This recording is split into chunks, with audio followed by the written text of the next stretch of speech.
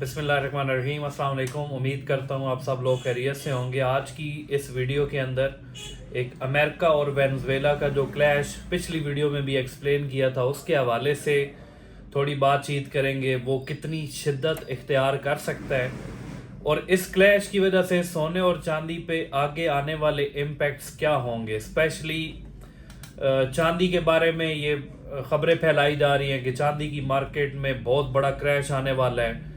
इस हवाले से बात करेंगे। और सबसे इम्पोर्टेंट, कॉपर का आप लोगों ने बहुत ज़्यादा पूछा है कि वो कहाँ से मिलेगी, कैसे मिलेगी, किस फॉर्म में मिलेगी। तो ये तीन चीज़ें इंशाल्लाह आज की वीडियो में सारी डिस्कस करेंगे। सबसे पहले तो अमेरिका और वेनेजुएला का एक बहुत बड़ा क्लैश बन चुका है। क्लैश किस लिहाज से है? अमेरिका, आपको पता है कि ऑयल सप्लाई करने वाले ममालिक में ऑयल की जो सबसे ज़्यादा स्टोरेज है वो वेनेजुएला में है। सऊदीया से भी ज़्यादा ऑयल वेनेजुएला के अंदर है। तो ये सारी जंग ही ऑयल के पीछे की जा रही है कि वहाँ पर कब्जा किया जाए। और उनकी जो हिफाजती सारी इकदाम होते हैं ना, फोर्सेज होती हैं ये वो, वेनेजुएला के पास इतने ख़ास इकदाम नहीं थे, जिसकी वजह से अटैक हुआ। वेनेजुएला के सदर को उसकी बीवी समेत गिरफ्तार कर लिया गया। और अभी डोनाल्ड ट्रंप साहब का बयान आया है कि वेनेजुएला की हुकूमत हम खुद चलाएंगे। फिर वेनेजुएला के पास गोल्ड का भी बड़ा हैवी स्टॉक है। अब ये सिर्फ यहां तक नहीं है कि बस वहां पर अटैक हुए और अटैक होने के बाद वहां का सदर हिरासत में ले लिया गया, अमेरिका वहां पर काबिज हो गया। इसके बहुत लंबे चौड़े इम्पैक्ट्स हैं। अब दुनिया की सुपर पावर के तौर पे मनवाना चाह रहा है चाइना खुद को। चाइना सारा ऑयल खरीदता था वेनेजुएला से, उसकी वहां पर डील हुई थी। अब अगर ऑयल की सप्लाई के ऊपर काबिज होकर अमेरिका बैठ गया है तो चाइना को हो सकता है महंगे दामों ऑयल वो बेचना शुरू कर दे। ये सारी खेल डॉलर्स की है, क्योंकि सुनने में आ रहा था कि कुछ अरसे के बाद ये जो पूरी दुनिया में ऑयल की सप्लाई है ना, ये हो सकता है गोल्ड में शिफ्ट हो जाए कि ऑयल के बदले सोना दिया जाए, डॉलर स्किप हो जाए। तो इस सिर्फ डॉलर को थोड़ा स्टेबल रखने के लिए सारी लड़ाई और ये सारा खेल रचाया गया है कि डॉलर हमारा मजबूत रहे, पूरी दुनिया में हम ही सुपर पावर के तौर पे मनवाए जाएं, पूरी दुनिया में हमारी करेंसी इंटरनेशनल करेंसी के तौर पे यूज हो। तो यह बड़ा क्लैश बनता जा रहा है। खुदा न खास्ता अगर बीच में इन्वॉल्वमेंट बाकी कंट्रीज की आती है, रशिया ने भी कह दिया है कि ये आपने अच्छा काम नहीं किया और सदर को फौरन आज़ाद किया जाए। वेनेजुएला के जो सदर है, बाकी भी कंट्रीज के मज़ामती बयान सारे आ रहे हैं और हर बंदा इस अमेरिका की जो एक तरह की जारहियत है ना, इसके खिलाफ बोला है कि इकदाम अगर वेनेजुएला के साथ उन्होंने इतना ये सारा काम किया है तो ये बाकी भी किसी कंट्री के साथ कोई भी काम कर सकते हैं। और फिर वहां पर भी वाज़ेह पैगाम दिया जा रहा है कि जो अमेरिका की बात नहीं मानेगा उसके साथ यही हाल होगा। तो इस पे खौफ व हिरास की फिजा फैल चुकी है। अमन व अमान दुनिया का खराब होने के चांसेस नजर आ रहे हैं। और बहुत अरसा पहले मैंने एक वीडियो के अंदर आपको बताया था कि यार, जब भी अमन व अमान की सूरत हाल खराब होती है, सोना और चांदी ऐसे ये एसेट्स हैं, ये सेंस कर लेते हैं। जिस तरह आर्टिफिशियल इंटेलिजेंस नहीं है, इसी तरह ये भी एडवांस में सेंस कर लेते हैं। हालात खराब होने लगते हैं, होने जा रहे हो तो ये ऑटोमेटिकली ऊपर निकलना शुरू हो जाते हैं। और इसका इम्पैक्ट आज आपने देखा भी होगा मार्केट्स के ऊपर। आज बंद मार्केट में इंटरनेशनल मार्केट की ट्रेड 2 दिनों से क्लोज है। आज रात को, जो मंडे वाली रात है, रात को इंटरनेशनल मार्केट ओपन होती है, लेकिन बंद मार्केट के अंदर तकरीबन 500 रुपए पर ग्राम के साथ रेट आज की डेट में बढ़ गया। ये क्या कि भाई कल आने वाला जो कल है इसमें सोना ऊपर की तरफ ही मूव होगा। हालांकि मंडे ट्यूसडे को एक बड़ी करेक्शन के इम्कानात थे। अपने ग्रुप के अंदर पहले मैंने मॉर्निंग में सैटरडे को सिग्नल दिया था 50% सेलिंग का, लेकिन बाद में फौरन जब ये हालात का पता चला तो मैंने सेलिंग से रोक दिया कि सेलिंग बिल्कुल नहीं करनी, उल्टा नई खरीदारियां कर ले। तो इम्पैक्ट इसका आना था 100 से $150 $200 की करेक्शन का। 4150 का एक टारगेट सेट होने जा रहा था, लेकिन अभी जो हालात बन चुके हैं, हो सकता है ये करेक्शन की तरफ ना जाए और ये सोना अब आउट ऑफ कंट्रोल हो सकता है अगर ये थोड़े से हालात मजीद बिगड़ते हैं। तो इनका क्लैश जारी रहने के बहुत सारे चांसेस हैं। मज़ीद बढ़ने के भी चांसेस हैं, तो अपनी भी थोड़ी सेफ साइड कर लें थोड़ा इन्वेस्टमेंट के हवाले से, क्योंकि हर बंदा भागता है सेफ हेवन एसेट्स की तरफ और वो सिर्फ और सिर्फ गोल्ड है। फिर चांदी के हवाले से बड़े लोग एक खबरें फैला रहे हैं कि चांदी का बहुत बड़ा क्रैश आने वाला है, चांदी ये हो जाएगी। यार इन खबरों पे बिल्कुल कान ना धरा करें, क्योंकि ये खबरें जब $50 चांदी ने क्रॉस किया था तब मैं कह रहा था भाई धड़ाधड़ लेते जाएं चांदी। बहुत सारे और भी लोग कह रहे थे चांदी खरीदते जाएं, लेकिन कुछ लोग एंटी थे, वो कह रहे थे ये 1980 रिपीट होने वाला है, 2011 रिपीट होने वाला है, चांदी बेच दे। एक डर की फिजा फैलाकर बड़े लोगों के नुकसानात भी करवाए, बड़े लोगों ने चांदी बेची भी है। लेकिन जिन्होंने उस सिचुएशन में आकर चांदी बेची है वो अभी तक खरीदने के काबिल नहीं हुए। क्यों? उनमें वही एक डर बैठ चुका है कि भाई ये गिर सकती है, कभी भी गिर सकती है। तो गिरने के चांसेस नजर नहीं आ रहे, करेक्शन दे सकती है। करेक्शन का मतलब क्रैश नहीं होता कि गिर गई है बस इसके बाद ऊपर नहीं आएगी, करेक्शन दे सकती है। लेकिन करेक्शन $5-6 की भी अगर आती है डोमेस्टिक मार्केट के अंदर इसका रेट चेंज नहीं होगा, क्योंकि डिमांड इसकी बहुत ज्यादा है, सप्लाई ना होने के बराबर है। $60 पे भी आ जाए नीचे जाएगी थोड़ी सी प्राइस में, हो सकता है फ्लक्चुएशन हो जाए, लेकिन वो भी खरीदने का फिर अच्छा टाइम होगा। अब पिछले दिनों जब पाकिस्तान के अंदर इसका रेट स्टेबल हुआ था तब भी मैंने यही मैसेजेस किए थे कि यार खरीदारी कर ले। 6,6200 पे PSL बार बिक रही थी 6500 पे पर तोला के हिसाब से। तो तब मैंने वीडियोस में भी कहा था, ग्रुप्स के अंदर भी मैसेजेस चलाए कि यार खरीदारी का बहुत अच्छा टाइम है, और ये अब आपको रोजाना की बुनियाद पर ऑल टाइम हाई बनाते हुए मिलेगी और रोजाना अपना ऑल टाइम हाई तोड़ेगी भी सही। तो उन 15 दिनों के अंदर अंदर चांदी में जिसने सुबह चांदी खरीदी, शाम को उसने पर तोला के साथ 600-800 रुपए बना लिए। शॉर्ट टर्म बड़े मजे किए उन्होंने, लेकिन शॉर्ट टर्म के लिए मैं इसे कभी भी रेकमेंड नहीं करता।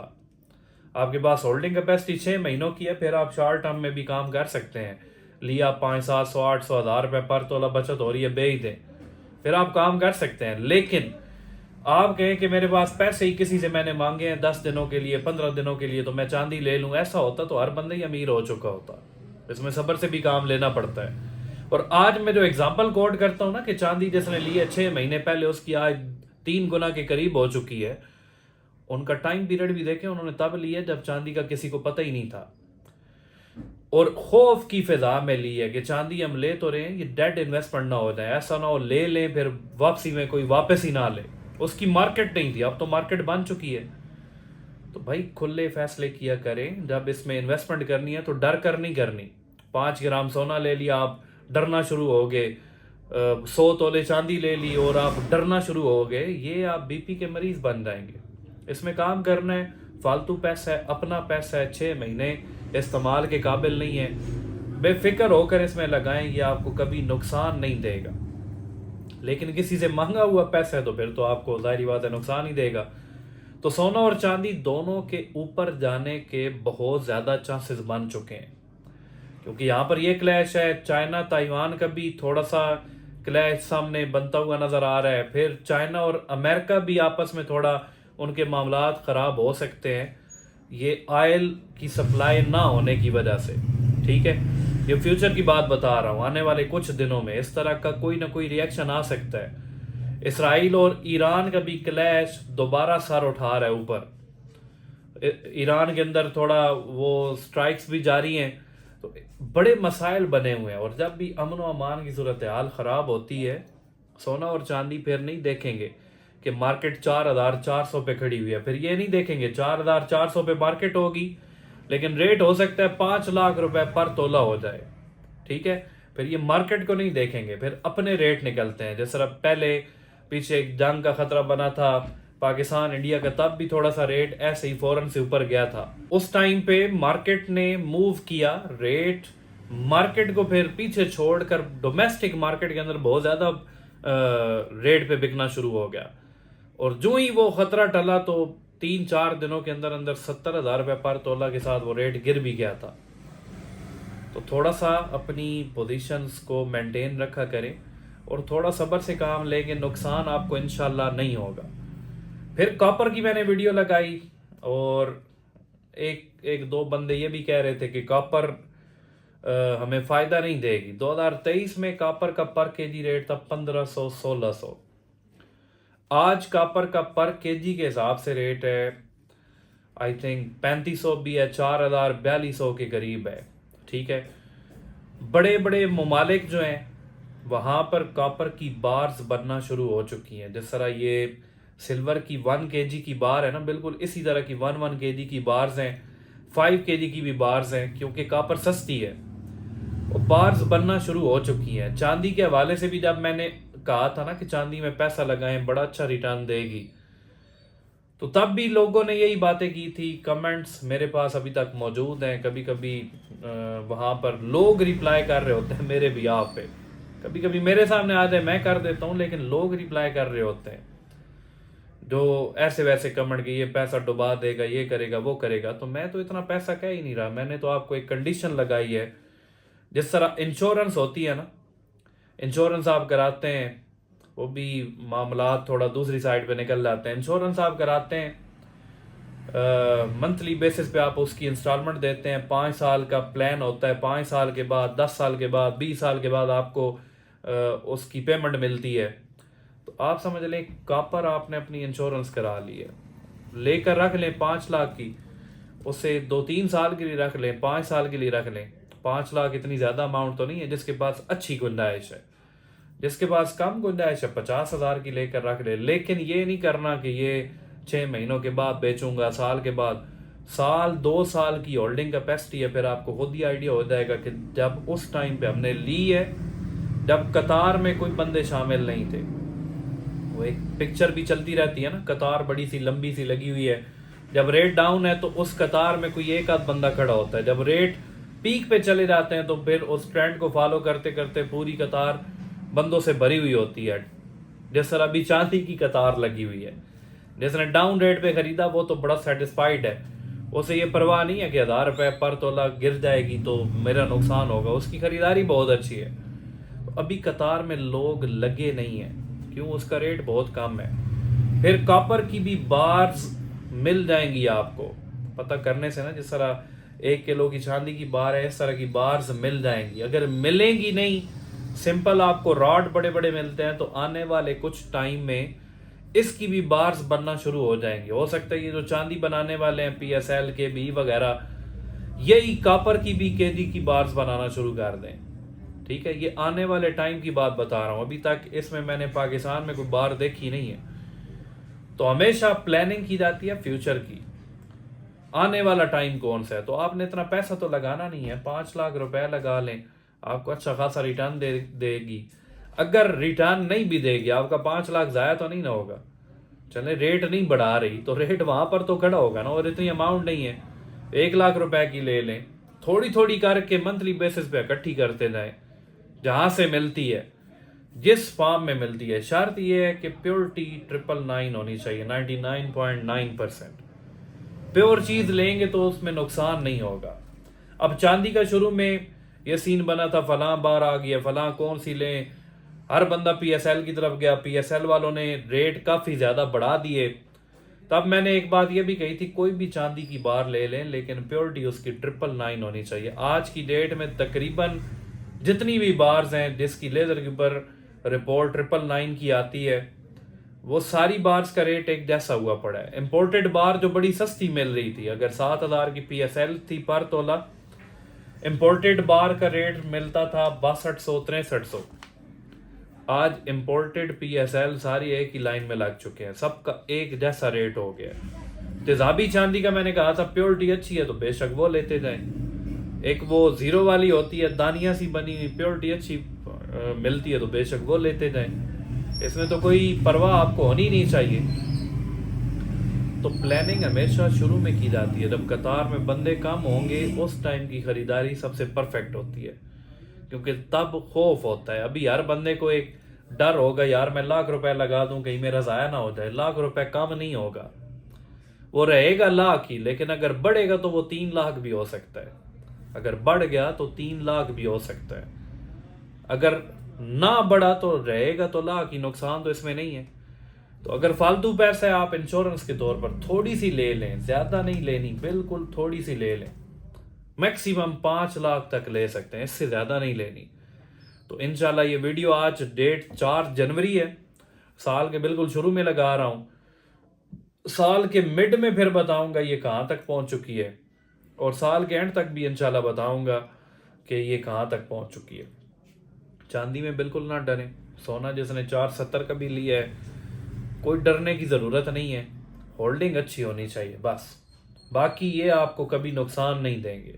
और बहुत बड़ी करेक्शन एक्सपेक्टेड हो ना, बहुत ही बड़ी, उस टाइम पे फिर अगर नुकसान पे भी 10,000 फी तोला कम पे भी हम बेच दें ना, वो नुकसान नहीं कंसिडर होगा। क्यों?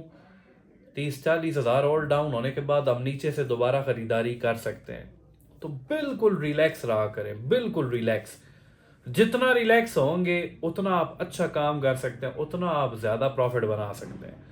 जितना ये तनाव का शिकार, टेंशन का शिकार रहेंगे ना, ये कल क्या होने जा रहा है, हर बंदा ये मैसेज, यार फरवरी में रेट कहाँ तक चला जाएगा। मेरे पास कोई रिमोट कंट्रोल तो है नहीं जैसे मैं फरवरी के रेट सेट करता हूँ, या 2026 में एक प्रेडिक्शन हो सकती है।